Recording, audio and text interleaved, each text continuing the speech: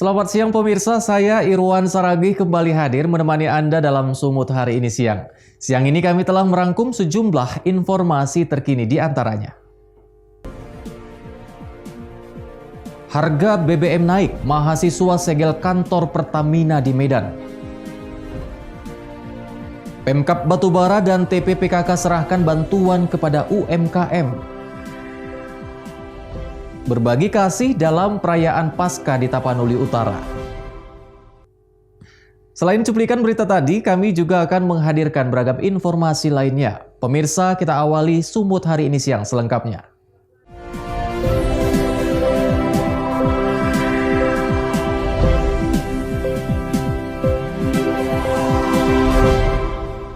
Kita ke informasi pertama, pemirsa. Tolak kenaikan bahan bakar minyak di wilayah Sumatera Utara, puluhan mahasiswa melakukan aksi bakar ban di depan kantor Pertamina Mor 1 Sumatera bagian Utara yang berada di Jalan Putri Hijau, Medan, Sumatera Utara. Mahasiswa menolak keras kenaikan BBM di tengah pandemi COVID-19 karena dinilai akan memberatkan masyarakat. Setelah sebelumnya melakukan aksi unjuk rasa menolak kenaikan BBM di kantor Gubernur Sumatera Utara dan kantor DPRD Sumatera Utara, puluhan massa aksi dari Kesatuan Aksi Mahasiswa Muslim Indonesia berunjuk rasa di depan kantor Pertamina Mor 1 Sumbagut di Jalan Putri Hijau, Medan, Sumatera Utara. Massa aksi mengecam pihak Pertamina yang telah menaikkan harga BBM non-subsidi sebesar Rp200. Menurut mereka, kenaikan BBM di tengah pandemi akan memberatkan masyarakat. Massa aksi melakukan aksi bakar ban dan memblokir setengah Jalan Putri Hijau, serta menyegel kantor Pertamina Mor 1 Sumatera bagian Utara. Pihak Pertamina yang menerima massa aksi tetap berdalih bahwasannya hal ini terjadi karena adanya kenaikan PBBKB sebesar 2,5%. Mereka juga mengatakan tidak ada kenaikan melainkan penyesuaian harga. Nah, untuk di Sumut itu berlaku tanggal 1 April kemarin. Nah, untuk Aceh itu kita belum tahu kapan itu dilakukan besaran daripada PBKB. Jadi baik yang subsidi maupun yang non subsidi masih 5%. Perlu teman-teman ketahui bahwa harga BBM itu tidak naik. Ya, yang ada penyesuaian daripada tarif BBKB. Ya. Tarif BPKB dari 5% menjadi 10%. Jadi kalau Pertalite 7.650 menjadi 7.200. Meski demikian, mahasiswa tetap menuntut Pertamina untuk segera menurunkan harga BBM. Mereka bahkan mengecam ucapan pihak Pertamina yang menyebut kenaikan harga merupakan penyesuaian dari kenaikan pajak bahan bakar. Di kantor MOR 1 Regional Sumbagut Pertamina. Nah, hari ini kita menyatakan menolak dengan keras dan dengan tegas kenaikan harga BBM non-subsidi sebesar Rp200 yang dilakukan oleh pihak PT Pertamina secara sepihak. Oleh karena itu, kita hari ini melakukan penolakan dengan menggelar aksi massa dari kami Sumut. Jawaban dari mereka sangat normatif ya Bang. Jadi mereka tidak berani dengan tegas menyatakan ini adalah kebijakan mereka. Dan mereka juga tidak berani menyatakan ketika kita katakan ini adalah kesalahan gubernur. Semua sangat normatif. Oleh karena itu kita kecewa dengan jawaban hari ini yang diberikan atau disampaikan oleh pihak PT Pertamina kepada kita. Kita sudah diagendakan untuk RDP, rapat dengan pendapat. Kita sudah diundang. Katanya nanti di situ akan hadir pihak gubernur dan juga pihak PT Pertamina. Itu yang akan kita tuntut dan akan langsung kita sampaikan di situ secara keseluruhan. Karena tiga elemen itu ada di situ. Artinya mereka adalah stakeholder yang bertanggung jawab atas kenaikan ini. Usai melakukan aksi, mahasiswa membubarkan diri. Dalam waktu dekat akan dilakukan rapat dengar pendapat antara gubernur, pihak Pertamina dengan perwakilan masyarakat serta mahasiswa untuk menyelesaikan masalah ini. Daniel Pekuali melaporkan untuk Evarina TV. Puluhan mahasiswa juga berunjuk rasa di depan kantor Gubernur Sumatera Utara. Mereka menuntut agar Gubernur Edi Rahmayadi dan pihak Pertamina segera menurunkan harga BBM yang naik mulai 1 April lalu. Aksi unjuk rasa mahasiswa ini sebagai bentuk protes terhadap kenaikan harga BBM bersubsidi di Sumatera Utara per 1 April lalu. Dalam aksinya, mahasiswa menyayangkan sikap Pemprov Sumatera Utara dan Pertamina yang dinilai saling lepas tangan. Di satu sisi, Pertamina berkilah bahwa kenaikan harga BBM tersebut karena naiknya tarif pajak bahan bakar kendaraan bermotor, sementara Gubernur Edi Rahmayadi menyebut naiknya harga BBM tersebut tak ada sangkut pautnya dengan naiknya tarif pajak. Mahasiswa menilai naiknya harga BBM tersebut sebagai bentuk ketidakpedulian pemerintah terhadap masyarakat yang ekonominya tengah terpuruk di tengah pandemi COVID-19. Unjuk rasa mahasiswa ini juga diwarnai aksi mendorong pagar gerbang kantor gubernur. Mereka menuntut Gubernur Edi Rahmayadi menjumpai pengunjuk rasa dan meminta agar gubernur mendesak Pertamina segera menurunkan harga BBM tersebut. Kenaikan harga BBM dan subsidi yang terjadi atau yang berlaku di seluruh Provinsi Sumatera Utara. Namun kemudian kita juga meminta bagaimana pemerintah Provinsi Sumatera Utara bersama Pertamina menambah kuota BBM bersubsidi dan menjamin ketersediaannya, terkhusus saat ini menjelang bulan suci Ramadan. Apa yang membuat kita menolak? Ya. Yang pertama, di masa pandemi ini seharusnya bagaimana pemerintah itu menggenjot, ya, meningkatkan atau menstimulus pergerakan pertumbuhan perekonomian masyarakat, khususnya sektor real, menengah ke bawah. Namun dengan menaiknya harga BBM ini yang 200 perak ini justru ini akan menghambat, bukan justru untuk meningkatkan, justru menghambat laju pertumbuhan perekonomian masyarakat, terutama menengah ke bawah. Oleh karena itu, dan juga disambut hari ini dengan mau datangnya bulan suci Ramadan. Artinya tingkat kebutuhan masyarakat sangat meningkat gitu. Datang ini ditimpa seperti ini justru akan menghambat gitu, atau mempersulit pertumbuhan ekonomi di masyarakat. Menurut mahasiswa salah siapa ini? Nah ini dia Bang, makanya kita hari ini pertanyakan gitu. Nah kita lihat perkembangannya ketika bertanya dengan gubernur melimpahkan atau menyalahkan pihak Pertamina. Namun ketika kita tanya Pertamina, justru Pertamina mengatakan ini karena berdasarkan naiknya pajak 2,5% dari PBBKB yang digulirkan melalui Pergub. Lebih dari sejam mereka berunjuk rasa, Gubernur dan Wakil Gubernur Sumatera Utara tidak keluar menjumpai pengunjuk rasa. Hanya Asisten Administrasi Umum Setda Provinsi Sumatera Utara, Muhammad Fitrius yang menjumpai pengunjuk rasa.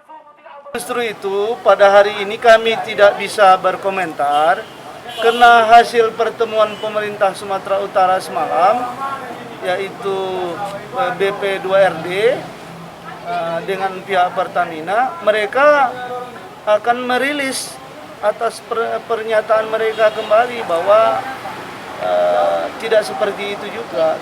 Jadi mereka yang akan menyampaikan itu. Tapi benar adanya tidak ada hubungannya sebenarnya antara Pergub itu dengan kenaikan BBM, karena kenaikan BBM kita tahu itu adalah kebijakan nasional. Tapi kalau kita menaikkan pajaknya dari 5 menjadi 7,5% untuk BBM non subsidi, benar adanya, Pak? Saya kira begini, kita lihat dulu beberapa provinsi yang lain, bahwa ternyata kita yang terlambat. Kalau kita buka data, kita update dengan provinsi lain untuk kebijakan ini. Jadi kita yang terlambat, kalau provinsi lain sudah dari awal ini dinaikkan, karena rate-nya sampai dengan kenaikan 10%.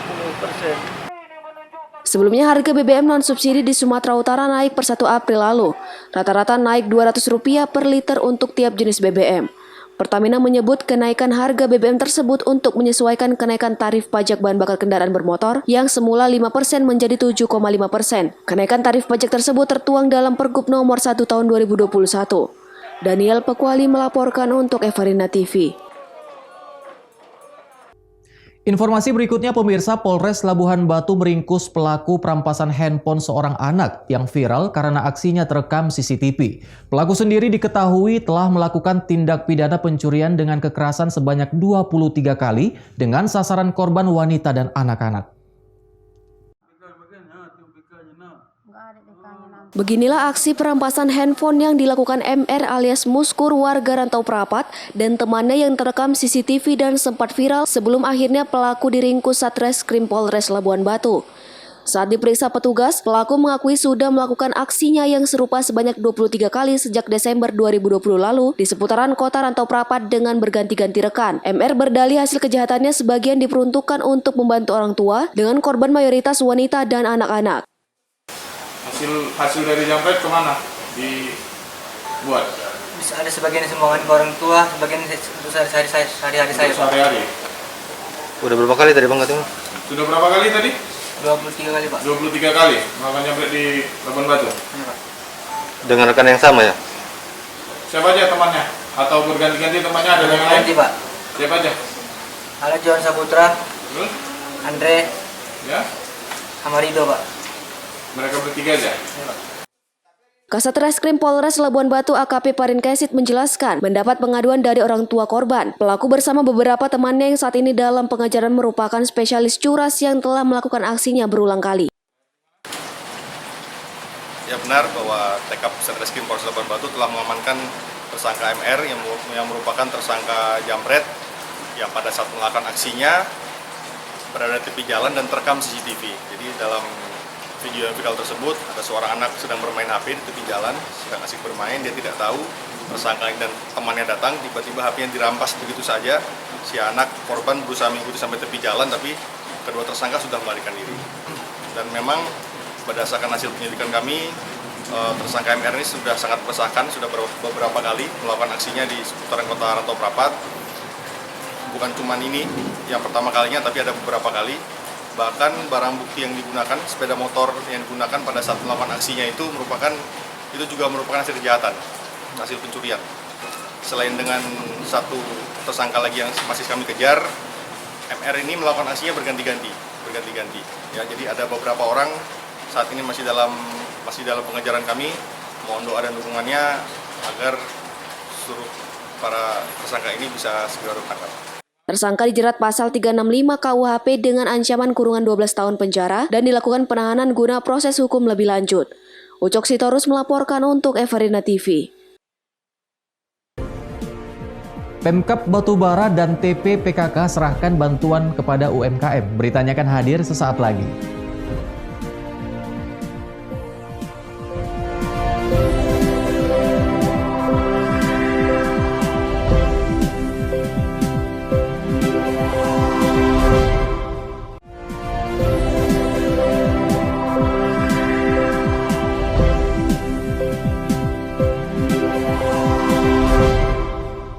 Anda masih menyaksikan Sumut hari ini. Pemirsa, Kejaksaan Negeri Padang Lawas Utara menetapkan 4 orang terlibat dalam kasus korupsi pengelolaan dana amanah pemberdayaan masyarakat yang ada di Kecamatan Padang Bolak Julu, Kabupaten Padang Lawas Utara, Sumatera Utara.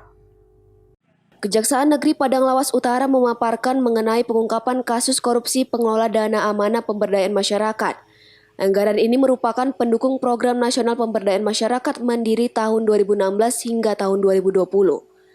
Dalam realisasinya, proyek tersebut menggunakan anggaran yang bersumber dari APBN dan APBD untuk Kecamatan Padang Bolak Julu, Kabupaten Padang Lawas Utara, Sumatera Utara. Dalam keterangan pers yang disampaikan Kajari Paluta, 4 pelaku yang diamankan terdiri dari 3 pekerja swasta dan 1 orang pegawai negeri sipil. Kajari Paluta menjelaskan bahwa perbuatan para tersangka terbukti merugikan negara sebesar 2,9 miliar rupiah. Jumlah ini diketahui setelah penyidik menerima laporan penghitungan kerugian negara dari Badan Pemeriksa Keuangan Provinsi Sumatera Utara. Dalam proses pengungkapan kasus korupsi tersebut, penyidik telah melakukan penggeledahan dan penyitaan terkait berkas pendukung di kantor dan di kediaman tersangka pengelola dana amanah pemberdayaan masyarakat di Kecamatan Padang Bolak Julu. Dalam proses penyidikan, tim Kejari berhasil menyita barang bukti uang tunai hasil kejahatan senilai Rp468.583.183. Uang tersebut diketahui sudah dititipkan. Dalam prakteknya, perbuatan korupsi para tersangka dilakukan bersama-sama. Adapun keempat tersangka yakni inisial TT, umur 40 tahun, pekerja swasta, SB, umur 30 tahun, pekerja swasta, MR, umur 30 tahun, pekerja swasta, dan MJ, umur 55 tahun, pekerja pegawai negeri sipil. Para tersangka tercatat tinggal menetap di Kabupaten Padang Lawas Utara. Tim penyidik juga telah melakukan penyitaan berupa uang tunai sebesar Rp468.583.183, di mana penyitaan ini saat ini telah kita titipkan ke rekening titipan kejaksaan, sehingga nanti akan kita jadikan sebagai barang bukti. Terus kemudian terkait dengan kerugian keuangan negara, ini saat ini sedang berproses penghitungan dari BPKP Perwakilan Provinsi Sumatera Utara. Yang nilai konkretnya nanti sedang dihitung, namun oleh teman-teman penyidik ini perhitungan awal kurang lebih 2,9 miliar rupiah. Terus tim jaksa penyidik dalam hal ini telah menetapkan 4 orang tersangka. Jadi Pak, izin Pak, terkait tersangka Pak, gimana Pak? Nggak dilakukan penahanan Pak? Nah, untuk tersangka sampai saat ini kami masih belum melakukan penahanan karena ini proses penyidikan kita masih berjalan, dan sampai saat ini para tersangka ini bisa kami katakan kooperatif, sehingga kami belum melakukan penahanan. Selain itu, Ketua Tim Penyidik mengatakan penetapan tersangka sudah sesuai dengan alat bukti yang cukup dan sesuai prosedur, sehingga keempat pengelola dana amanah pemberdayaan masyarakat statusnya resmi ditetapkan sebagai tersangka. Pasti kita akan teruskan proses penyidikan ini, di mana nanti sambil menunggu hasil penghitungan dari BPKP, kemudian nanti kita akan menentukan sikap lah terhadap keempat orang tersangka ini. Nanti kita akan minta setuju dari pimpinan. Berapa orang Pak tim penyidik dari sini Pak? Penanganan ini Pak? Kalau berdasarkan surat perintah dari Pak Kepala Kejaksaan Negeri Sulawesi Utara, yang masuk dalam tim penyidikan ini ada 6 orang, terdiri 6 orang. Saya sebagai ketua timnya dan Ibu Indun sebagai koordinator selaku Kepala Seksi Tindak Pidana Khusus. Namun para tersangka belum dilakukan penahanan oleh petugas dengan dalih masih dianggap kooperatif sehingga tidak beresiko melarikan diri atau penghilangan barang bukti. Atas perbuatannya para tersangka terancam pidana penjara maksimal 20 tahun karena melanggar pasal 2 ayat 1 pasal 3. Junto pasal 18 Undang-Undang Nomor 31 Tahun 1999. Sebagaimana diubah dengan Undang-Undang Nomor 20 Tahun 2021 tentang Pemberantasan Tindak Pidana Korupsi. Arif Siregar melaporkan untuk Everina TV.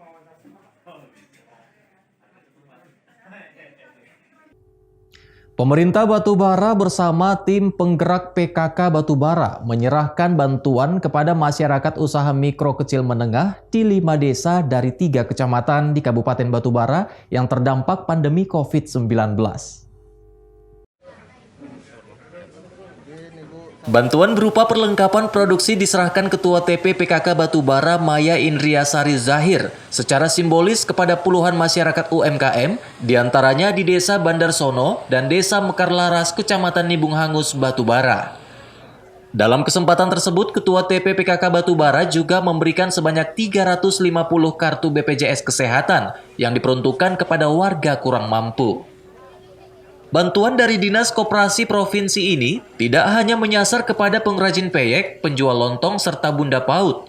Bantuan berupa mesin jahit dan mesin bordir juga diserahkan kepada pengrajin tengkuluk yang merupakan topi adat Melayu.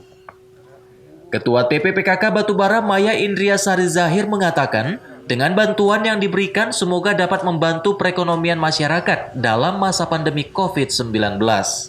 Serahan bantuan dari Dinas Koperasi Provinsi, kami menyerahkannya kepada masyarakat, khususnya hari ini ada di beberapa desa. Harapannya dengan adanya kami menyerahkan bantuan ini, kami harapkan bisa memperbaiki perekonomian di masa pandemi ini kepada masyarakat di Kabupaten Batubara. Tentunya dalam hal ini saya ucapkan terima kasih kepada Pak Bupati, kepada Ibu Bupati yang telah memberikan bantuan berupa alat-alat masak dan bantuan kepada PAUD dan juga pemberian daripada BPJS yang disampaikan kepada masyarakat kami, dan ini semuanya kami merasa bersyukur, terima kasih. Mudah-mudahan apa yang telah diberikan kepada kami, masyarakat kami ini bisa bermanfaat untuk menambah, meningkatkan ekonomi masyarakat di desa ini, terutama pada masa sekarang ini adalah masa pandemi COVID-19. Taufik melaporkan untuk Everina TV. Pemirsa, ratusan sekolah di Kabupaten Tapanuli Utara, Sumatera Utara hari ini resmi menggelar proses belajar mengajar secara tatap muka. Hal ini rencananya akan terus dilakukan jika Dinas Pendidikan Tapanuli Utara tidak menemukan kendala yang berarti di lapangan.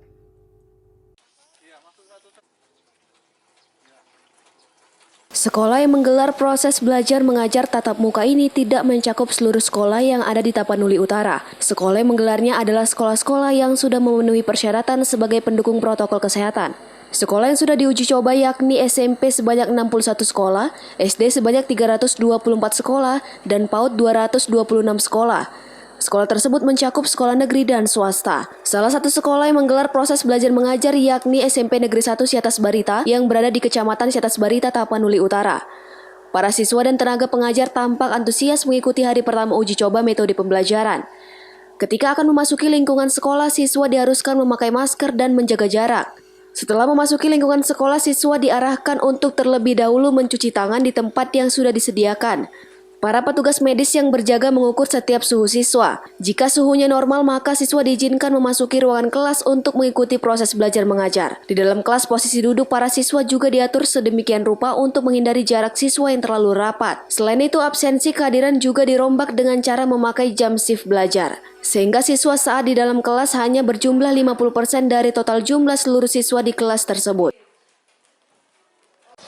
Ya, sesuai dengan arahan daripada pimpinan kita, mulai dari Pak Bupati dan Kepala Dinas Pendidikan, bahwa di dalam hal tatap muka untuk pembelajaran, bahwa pada hari ini sudah dimulai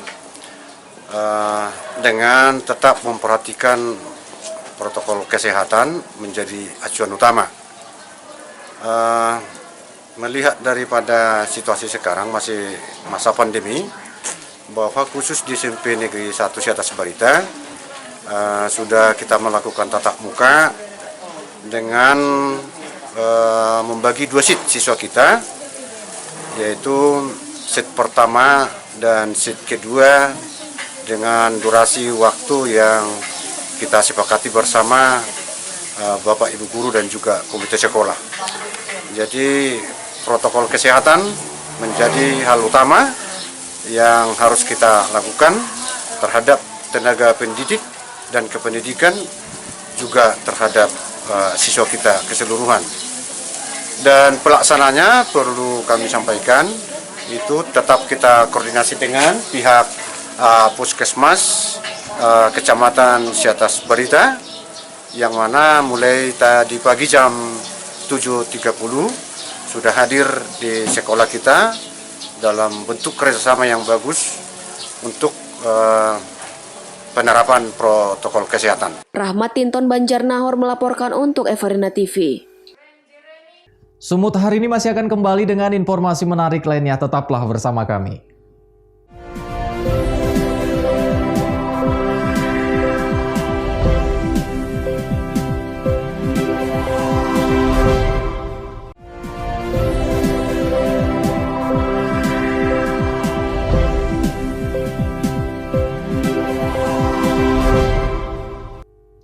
Terima kasih Anda masih bersama kami pemirsa. Perayaan Paskah Raya Okumene di Gedung Sopo Partukoan, Kabupaten Tapanuli Utara berjalan dengan aman dan kondusif. Perayaan Paskah kali ini berbeda dengan tahun sebelumnya yang dilaksanakan dengan protokol kesehatan dan pengamanan yang baik dari sinergitas TNI dan Polri.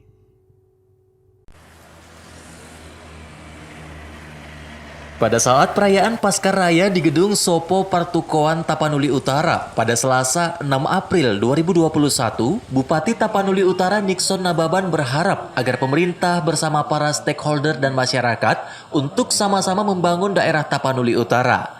Nixon Nababan mengatakan, perayaan Paskah kali ini berbeda dengan tahun sebelumnya.